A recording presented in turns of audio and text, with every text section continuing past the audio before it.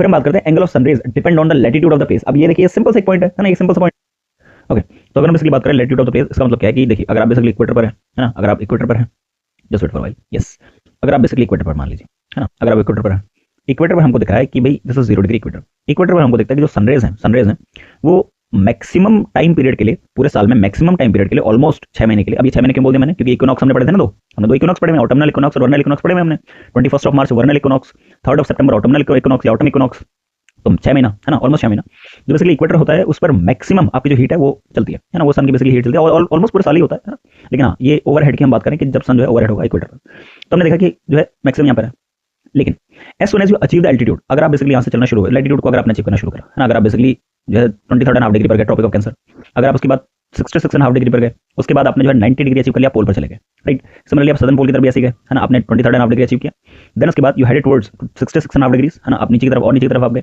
And then उसके बाद आप 66.5 डिग्री पर जाने के बाद आप 90 डिग्री पर चले गए, which is that pole, southern pole हो गया। तो आप देखिए अगर हम बात करें कि आपका 0 डिग्री इक्वेटर पर the insolation of sun was maximum, but as soon as you achieve the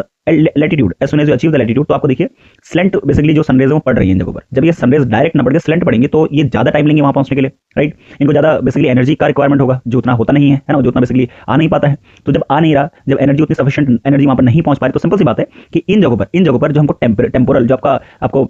हमें जो है थर्मल वेरिएशन देखने को मिलेगा कंपेयर टू ये इक्वेटर से, है ना, हमको थर्मल वेरिएशन देखने को मिल सकता है यहाँ पर, है ना। तो आप मेरी बात समझ रहे हैं शायद कि जैसे जैसे हम लैटिट्यूड को अचीव करते हैं हमको समझ में आता है कि आपका टेम्परेचर क्या हो गया, कम होना शुरू हो गया, टेम्परेचर कम होना शुरू हो गया है ना। तो ये सारी सिचुएशन है। तो जो सनरेज है वो भी डिपेंड करते हैं कि आपका किस लैटिट्यूड पर पड़ रही है, प्लेस ऑफ लैटिट्यूड क्या है, लैटिट्यूड का प्लेस क्या है ना। तो ये पूरा इसमें बेसिकली लिखा हुआ है कि सनरेज को जो है ज्यादा एनर्जी रिक्वायर्ड होती है कि अगर वो पोल पर जाएगा, कम एनर्जी रिक्वायर्ड होती है अगर उसको खाली डायरेक्टली, तुम्हारा जब हम बात करें कि भाई आपका इक्वेटर पर उसको फॉल होना है, जब इक्वेटर पर उसको बेसिकली गिरना है ना। तो ये सारी चीजें तो आपको आई होप ये बेसिकली पॉइंट समझ में आएगा। तो यहाँ पर वही लिखा हुआ कि हायर लैटिट्यूड एरिया जो है वहाँ पर आपका एंगल लेस है ना, वहाँ पर आपका एंगल कम बन पाता है, नेट एनर्जी रिसीव जो होती है ना पर यूनिट एरिया के हिसाब से वो डिक्रीज होने शुरू हो जाती है जैसे आप लैटिट्यूड को अचीव करते हैं। बात सिंपल है, अगर आप इक्वेटर से पोल की तरफ जाएंगे आपको जो है आपका एनर्जी रिसीव्ड है ना, energy received per unit area वो कम हो जाएगा है ना, वो कम होना शुरू हो जाएगा क्योंकि स्लेंट रेस पड़ रही होती है आपका, है ना। जब स्लेंट रेस पड़ रही होती है तो इनको ज्यादा जोर लगाना पड़ता है ना।